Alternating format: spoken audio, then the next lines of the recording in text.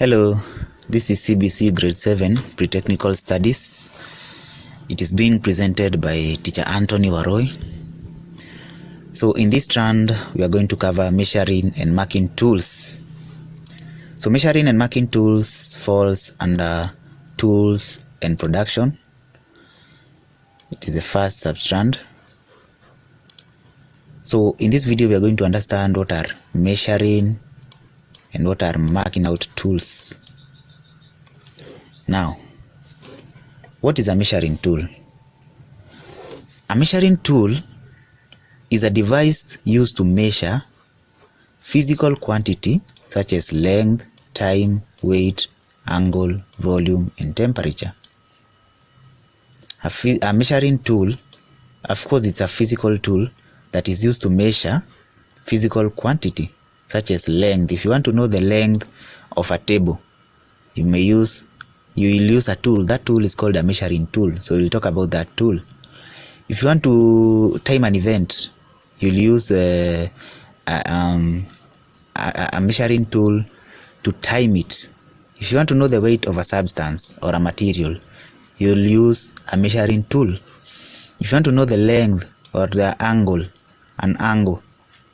how long it subtends, you'll need a measuring tool. If you want to find the volume of something or to estimate the volume of a substance, you'll use a measuring tool.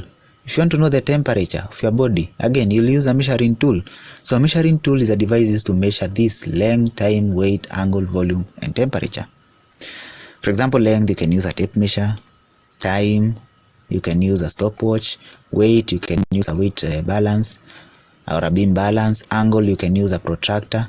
Volume, you can use a measuring cylinder. Temperature, you can use a thermometer. So let's understand more of measuring tools.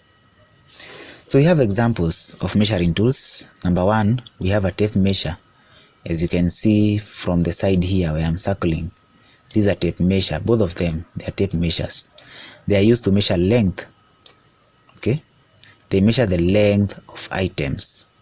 Mostly, they are used in masonry, mjengo, plumbing, electrical installation, surveying, crafts, and woodworking. Okay, so tape measures measure the length of an object. We use the word object, of an object, and they measure length of that object and the distances maybe between some points. And they are used in masonry, plumbing, electrical installation, surveying, crafts, and woodworking. Examples of measuring tools. Okay, this is number two. So number one, we talked about tape measures. Number two, we have calipers. Calipers are measuring tools that consist of two adjustable jaws. For example, if you look at this is one jaw, this is one jaw, and this is another jaw. One jaw, another jaw, one jaw, the left and the right jaw. Okay, so you have different types of calipers. Of course, we have this one, which is called an inside caliper. It measures, for example, if you want to use this one, you can take something like let me remove this. So for example, a measuring cylinder, you want to know the diameter of that measuring cylinder. So it looks like this. So that is your typical measuring cylinder. So don't mind my drawing, I'm using a mouse. So for example, this is a cylinder and you want to know the diameter. So this end will touch there and this end will touch that. So with that, this will give you the distance from here to here. Let me draw from here to here. So this distance, then you can transfer this distance to a ruler, and then you'll know the diameter of this cylinder. Now this one, now instead of going outside, instead of the can going outside, it will be inside, or it will be something like this. So this is your typical cylinder. So you'll know the diameter by measuring from here up to here. Okay, so you get the idea. Or for example, like this black thing, if you want to know the diameter, you'll use that vernier caliper and know the distance from there up to there. and then it contains an inbuilt ruler. It will tell you what the diameter is. So you get the idea of what calipers are. They measure the thickness and outside dimensions of an object like a tennis ball or a bottle. They are used to measure the internal dimensions of hollow objects like rectangular tube or cylindrical pipes. So inside, outside vernier calipers, there are examples or different types of calipers. So calipers are used to measure the thickness or the dimensions of objects like tennis balls and bottles. Okay, so you get the idea. So where are they used? They are mostly used in science laboratories to know different dimensions, in woodwork, in metalwork, and other mechanical trades. So calipers are three in most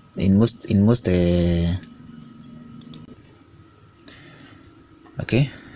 So calipers are three: inside, outside, and vernier. So we move on. Examples of measuring tools. Number 3. There's a tool called a micrometer screw gauge. This is a picture. It is also called a micrometer. It is a measuring instrument with a G frame with an adjustable spindle. So this is a G frame, and this spindle is adjustable. If you roll at this point, this one, this will go in or out. So you can use this space to hold something here in order for you to know the thickness of that material. For example, a metal sheet or a sheet like iron sheet. You want to know the thickness of that sheet. This is the right tool to use. So you'll put the sheet here. So let's say this is our sheet, and then adjust your spindle, and then from this part you'll get to know the thickness of that sheet or glass or plastic. Okay, so that is called a micrometer screw gauge. The other one is a spirit level. Mostly you will find masons using this device. It is a tool consisting of a sealed glass tube. This is a sealed glass tube, partially filled with a liquid containing an air bubble. So this air bubble, if it comes at the center, for example, this is your roof. Okay, we have 1 and then we have 2. So this one is straight. If you want to know this is straight, how straight it is, you'll come and take your tool and put it here, and then at the center here it has a bubble. It has a bubble. So if the bubble is at the center here, it means it is level. That's why it is called a spirit level. If the bubble is at the center, it means your object is straight. Okay, sorry for that. Now it is used to determine if a surface is vertical or horizontal. It is used to indicate how horizontal or vertical a surface is or an item is. It is used in masonry, carpentry. For example, you'll find that the table that you are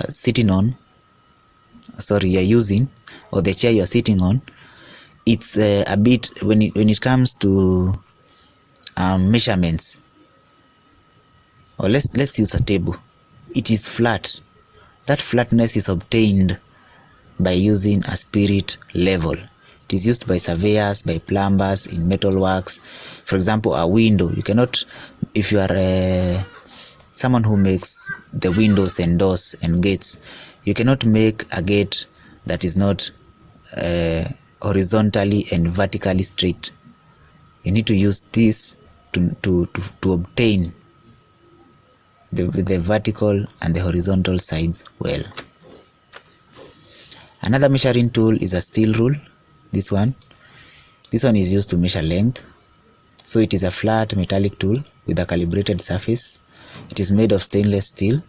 It can either be flexible or rigid, meaning you can fold it or not.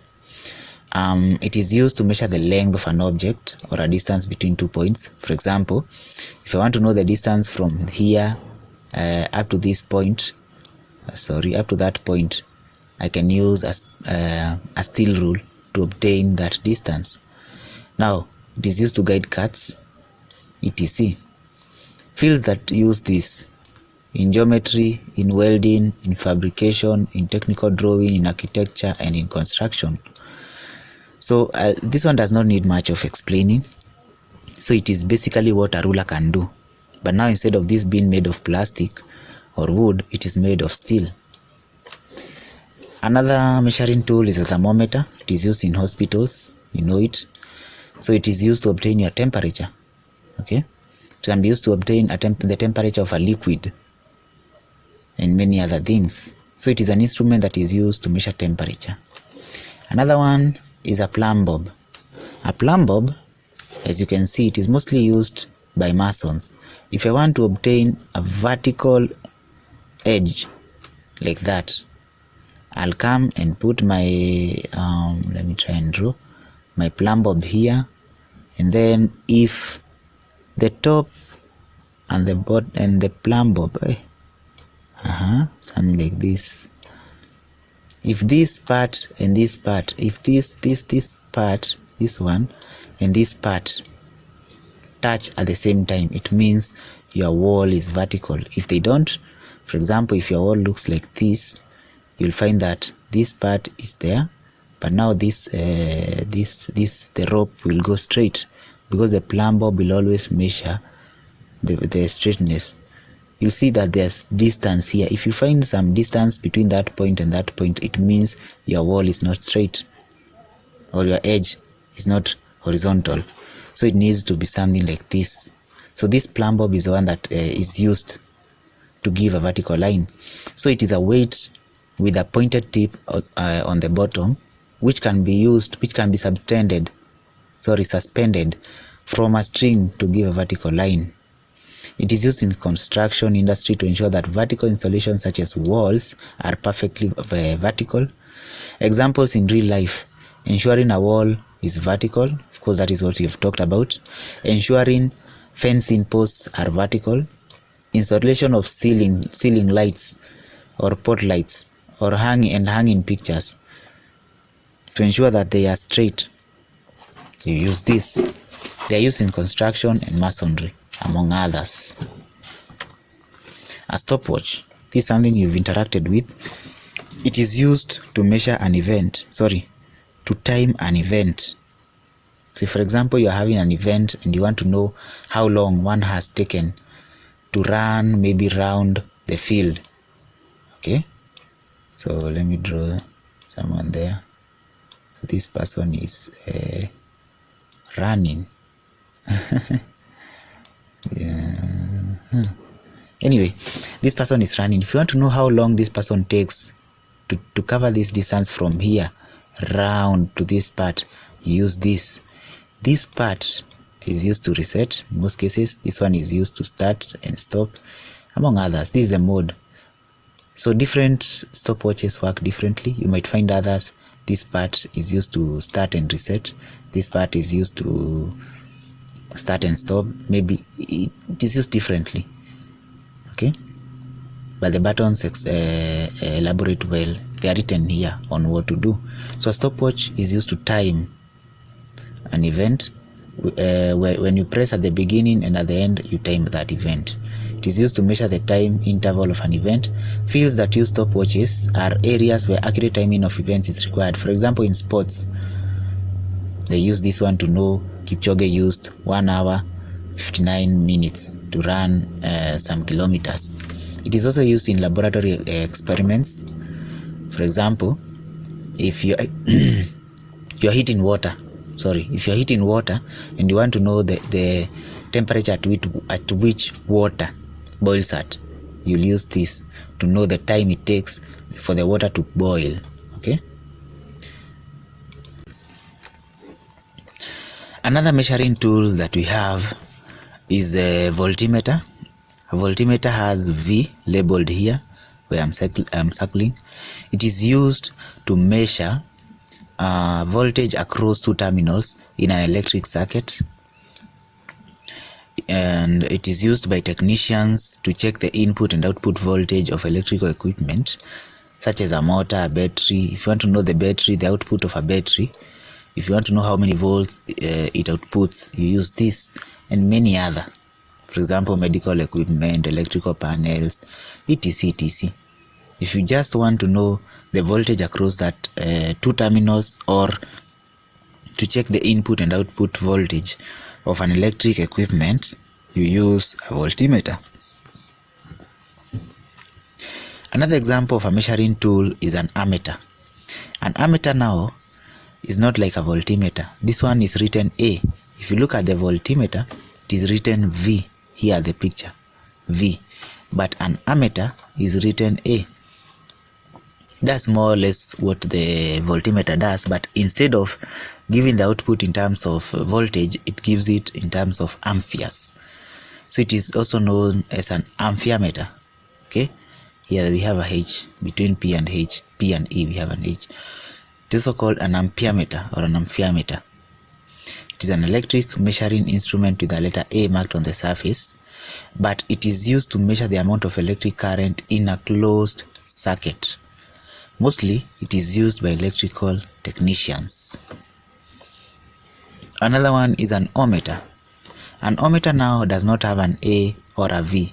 It has a symbol like this one on the face. It is used to measure electrical resistance of a material. Now, we have another one which now measures everything. It can measure voltage, it can measure electric current in amperes, it can measure in even in ohms. Okay, it is used to measure different or multiple electrical properties. So a multimeter, you've seen this before. Mostly people prefer this one because it measures many electrical properties. So it is a digital electronic measuring instrument that can measure multiple electrical properties. Now we have also a weighing balance. A weighing balance is also called a weighing scale. If you want to know the weight of an object or the mass of an object, you can use a weighing balance. We have many different types of weighing balance. We have a weighing balance, an electronic weighing balance, like the one you find in butcheries. We have this spring balance. You can find it also in butcheries or in scrap metal dealers. They like using a spring balance. And we also have a beam balance. It is just that this one is electric, this one is not. Okay, you'll find this in some shops. So this is a weighing. This is a measuring tool that is used to weigh the mass of an object. Okay. Another tool that I didn't write here is a tri-balance, but we'll cover that later. So what are marking tools? So remember we talked about measuring tools, measuring and marking tools. Okay. So we talked about measuring tools. We've seen some of them. Now let us talk about marking tools. So what are marking tools? A marking tool is a device used to indicate a point on a surface to obtain accurate size and shape. So it will be better for you to see what marking tools are, for you to understand how they are used to indicate a point. For example, what I'm doing with this pencil that is drawing on the screen, I'm marking. Okay, I'm indicating points. This is a point, this is a point. So the tool that is used to mark, or the marking tool, it is used to indicate a point on a surface to obtain accurate size and shape. Now, examples of marking tools include a pencil. Okay, it is used in carpentry, tailoring, geometry. Another example of marking tool is a scriber, as you can see from the diagram below. So for example, if you have a tile, so this is your tile, and you want to cut this tile at that specific point, so what you do, you don't use a knife. You'll come and take this scriber and scribe this part until you obtain a line. Then you can fold the tile on opposite sides, and then it will cut into two pieces. So this scriber is a metallic hand tool with a hard sharpened end. this part is where you use is the one that you use to scribe a tile like this, in order to cut it into 2 pieces. You can mark a line on metal or a wood. Okay, instead of using a nail, you can also use this to mark a line or metal in wood for you to cut. It can be used together with a straight edge or a square. It is used in woodwork, in tiling, in clayworks, and in metalworks. Another example of marking tools or a marking tool is a marking gauge. So this marking gauge, before we talk about what it does, so we observe that it has something like a ruler here. So for example, if you have wood, you have big wood like this, and you want to cut this part like that. So you'll take this, and then this part, the fence, it's called the fence or the head. You put the head on this part like that, like that, and then you take this part, the one that now has a scriber or the needle here, okay, at this point, and then you slide it down, and then it will give you markings of where you will cut. So this side or this edge and this edge will be straight, will be parallel. Then now you can use a saw to cut that wood out. Okay, so a marking gauge is also called a scratch. It is a tool with a small pin here, and the pin is also called a spur, used to mark a line parallel to the edge of the piece of work. Mostly it is used in woodwork and metalwork. Okay, now we have another tool called a tailor's chalk. For example, if you have a shirt, so let's say for example this is your shirt. So you've already cut this piece, this part, you've obtained this part, but you don't know where you don't know how to cut this part, or you don't know where to cut. You cannot just take scissors and cut. So when you do your measurements, you'll use a tailor's chalk to mark where to cut. So you'll come and use the tailor's chalk and mark like that, mark something like that, and then you use scissors to remove that part. So the chalk is used to mark. It is a marking tool. So it is mostly used by tailors and dressmakers to guide or to mark guides on a fabric to indicate where it needs to be cut, folded, or stitched. Another tool we have is a sliding bevel. It is also called a bevel square. It is a stool with an adjustable blade angles. This one, these are blade. So it is used to set an angle to be marked on objects like timber, metal, tile, or bricks. For example, if you have this tile like this, and you want to obtain a tile that looks now like this, like that, like a sector. Okay, so if you want to mark that angle, to set that angle, this is the tool. So you place one end here, and then holding that sliding bevel. So let's say this is our wood, and then this is our sharp part. So you'll come and use it to mark where you want to cut. Okay, something like that. So it is used to set an angle to be marked on items like timber, metal, or bricks, or tiles. Another one is a punch. A punch is a sharp-ended tool, and there are two types of punches, as you can see on the images. We have a center punch and a dot punch. So this is a center punch, and this is the dot punch. They are used to make indents or holes in materials such as metal, leather, rubber, wood, or plastic. For example, if you have leather, this is leather, and you want to cut it into pieces, you'll come and make dot punches like that. And then when you make those dot punches, because maybe a scissor or scissors might not be able to cut. So if you make those many dot punches, you can just tear it direct. Okay. Or rubber, because cutting rubber with scissors you might not make a straight or a parallel or equal rubber. So what you do, you make punches using these two. So it is used in metalwork, woodwork, and leatherwork. Now another example of a marking tool is a square. So we have two types of squares. We have a tri-square and we have a Mason square. We have a tri-square and we have a Mason square.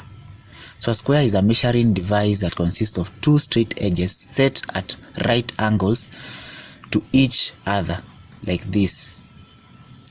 And it is used to measure and ensure that two perpendicular surfaces are at right angles. For example, if you are making a chair like this, where you want to obtain a right angle here and a right angle here, the only tool that can help you do that is a square. So you'll come and place your square somewhere here, somewhere like that, sorry. So it will tell you automatically where the right angle will be. So it is mostly used by masons, mechanical engineers, and plumbers. Okay. Now, ways of carrying and maintaining measuring and marking tools: you can clean them, okay, after every use. You can lubricate or oil them. You can ensure proper storage, ensure that they are being used, the right tool should be used for the right task. Ensure proper handling, okay. They should not be, don't just throw it down, you put it well. Ensure measuring tools are only serviced by qualified and certified professionals. For example, a sliding bevel or a spirit level, if you don't know how to repair it or to service it, it is good that you take it to a qualified and certified professional. Use the measuring and marking tools for the right purposes only. Now we've come to the end of this the lesson. It's been long, it's been 27 minutes and continuing. So thank you for following up. Kindly subscribe. See you in the next video.